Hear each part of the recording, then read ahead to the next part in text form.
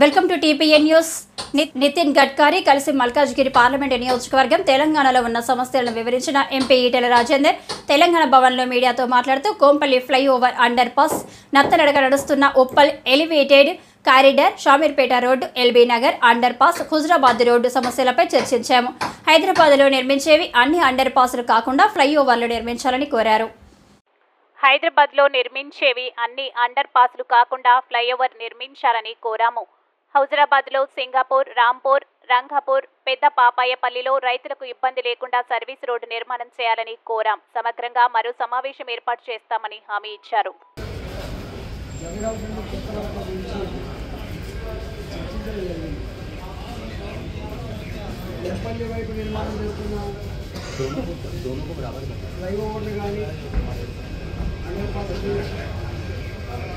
గత అనేక సంవత్సరాలుగా మొత్తంగా వస్తుంది.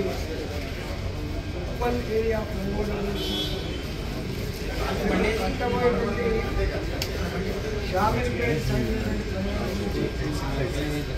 ఇవాళ నిర్మాణం అవుతున్న ఎల్బీ నగర్ అండర్ పాస్ గురించి అదేవిధంగా కరీంనగర్ జిల్లా పర్టికులర్గా హుజరాబాద్లో జరిగినటువంటి హైవే నిర్మాణం గురించి పూర్తిస్థాయి చర్చలు జరిగింది.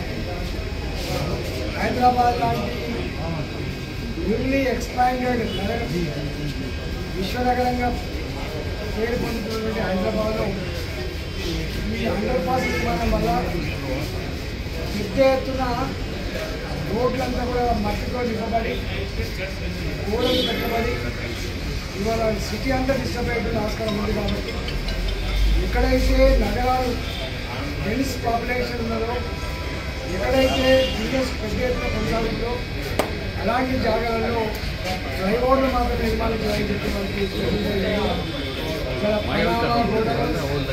వనస్థలిపురం, హైదరాబాద్ వరకు 125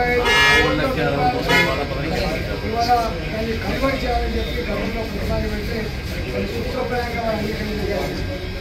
అదేవిధంగా కట్టబడుతున్న కొప్పల్లి ఫ్లైఓవర్లో కూడా ఈ మట్టి గొడవలు లేకుండా ఫ్లైఓవర్ నిర్మాణం జరిగితే మనకు కొన్ని వేల వెహికల్ పార్క్ చేసుకోవడానికి, చిన్న చిన్న బిజినెస్లు జరుపుకోవడానికి, నగరం దానికి కావాలని ఆస్కారం ఉంటుంది. కాబట్టి దాన్ని కూడా చేసింది.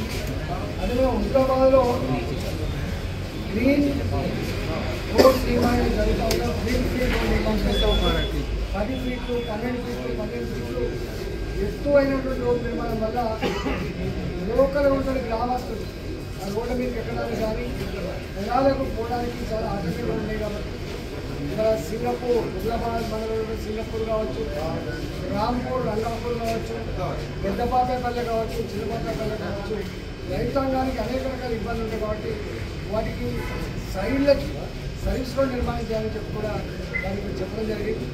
మొత్తం తెలంగాణలో జరుగుతున్నది ఈ నేషనల్ హైవేస్ విషయంలో ఎక్కడెక్కడ అండర్ పాస్లు మిస్ అయ్యాయో, ఎక్కడెక్కడ ఫ్లైఓవర్లు మిస్ అయ్యాయో, ఎక్కడెక్కడ సర్వీస్ రోడ్లు మిస్ అయ్యాయో, ఎక్కడెక్కడ పనులు నత్తనడక వస్తున్నాయో వీటన్నిటి మీద కూడా సమగ్రంగా మరొకసారి మీటింగ్ పెట్టడానికి వాళ్ళు చెప్పడం జరిగింది. కాబట్టి డెఫినెట్గా తెలంగాణలో నిన్నడు లేదని కిలోమీటర్ల ఫ్లైఓవర్, నిన్నడు లేదని కిలోమీటర్ల సర్వీస్ రోడ్డు అంటే నేషనల్ హైవేస్ నిర్మాణం చేస్తాను. కాబట్టి ఇప్పటి అవసరానికి అనుగుణంగా వాటి మార్చడంలో, వాటి పునర్ శాంక్షన్ చేయించడంలో, దాన్ని గొప్ప నిర్మాణం చేయడంలో తప్పకుండా వాళ్ళు సహకరిస్తారని చెప్పి మనం చెప్పడం జరిగింది.